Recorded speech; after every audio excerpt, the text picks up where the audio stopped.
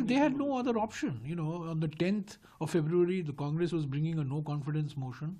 They knew that the Chief Minister has lost the confidence of even his own BJP colleagues, NDA colleagues. So the Chief Minister was forced to resign on the 9th.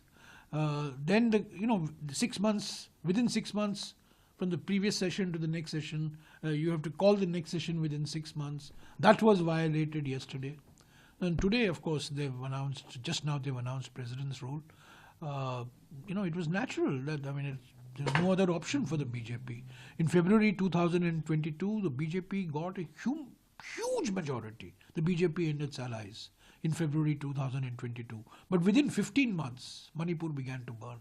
Over 300 people died, 60,000 families got displaced, crores of property, places of worship, were damaged, got burnt. This is the direct consequence of the politics of polarization and the divisive politics, the ideology of the RSS and the BJP particularly. And the Congress party has been demanding since the 3rd of May 2023. The Chief Minister must resign. There must be President's rule. So finally, the Chief Minister resigned and there is President's rule. But our biggest demand is still there. The Prime Minister, who's travelled all over the world, Vishwa Guru, Vishwa Bandhu, all sorts of, in colourful attires, is going to different countries. He goes to different states, but he has not had the time or the inclination to go to Manipur. I am told on the 23rd or 24th of this month he's in Guwahati.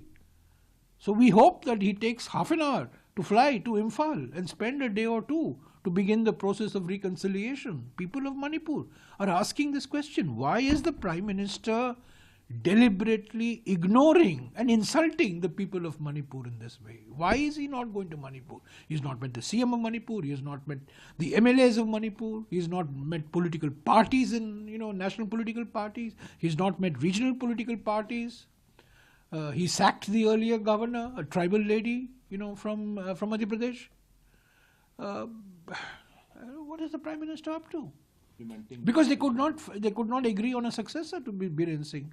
They tried, some permutation, some combination, but clearly they could not find a successor to Biren Singh. Biren Singh's continuation was untenable because the no confidence motion would have been passed. They couldn't find a successor to Biren Singh, so they had to impose President's rule. Let's see, we'll talk to our party colleagues, we'll have internal meetings, whether we should demand midterm polls in Manipur or not, that remains to be seen. We'll have to discuss this.